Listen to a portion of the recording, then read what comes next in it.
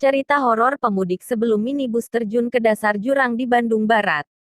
Suara Jabar.it. Aten Sutisna, 53. Sopir minibus yang terjun ke jurang di Jalan Pasir Pogor, RT 02, 09, Desa Mukapayung, Kecamatan Cililin, Kabupaten Bandung Barat, KBB, menceritakan insiden maut yang dialaminya bersama keluarganya.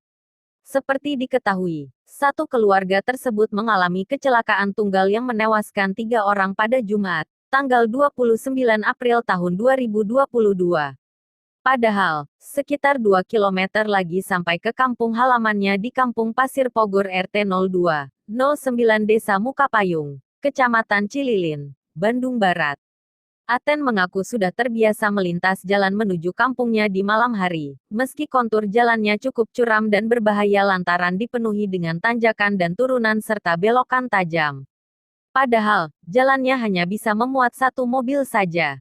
Bahkan nyaris di sepanjang jalan di sampingnya terdapat jurang dan tidak ada penerangan sama sekali. Aten beserta istri dan ketiga anaknya merupakan pemudik dari daerah rantau di Jakarta.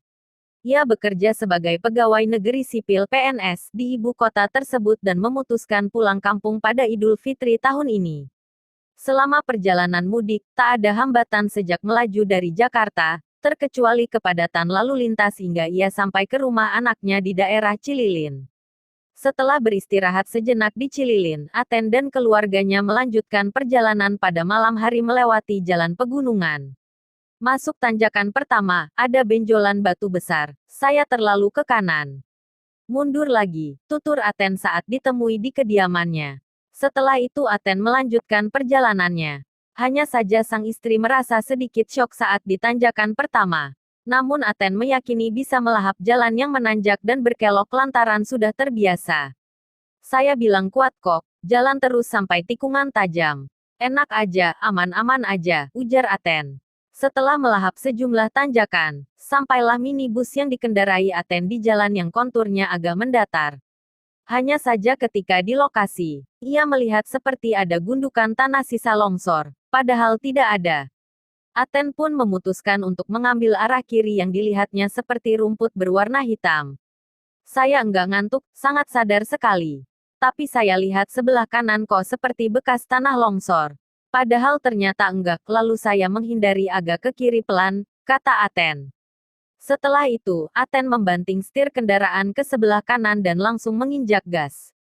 Bukannya maju, kendaraan minibus tersebut malah jungkir balik ke dasar jurang. Aten yang masih sadar terus mengucap istighfar. Pas jungkir terakhir itu kayak terbang, langsung bruk kenceng. Saya dengar ada suara air, saya keluar mobil gelap, minta tolong tapi enggak ada orang. Terang Aten. Tak lama berselang, ia mendengar suara tangisan bayi yang ternyata anak bungsunya masih diberikan mukjizat. Bayi berusia 8 bulan bernama Siza itu masih hidup. Sementara, istri tercinta Rina Andrianti, 38, meninggal dunia beserta kedua anaknya bernama Dikri serta Dilva.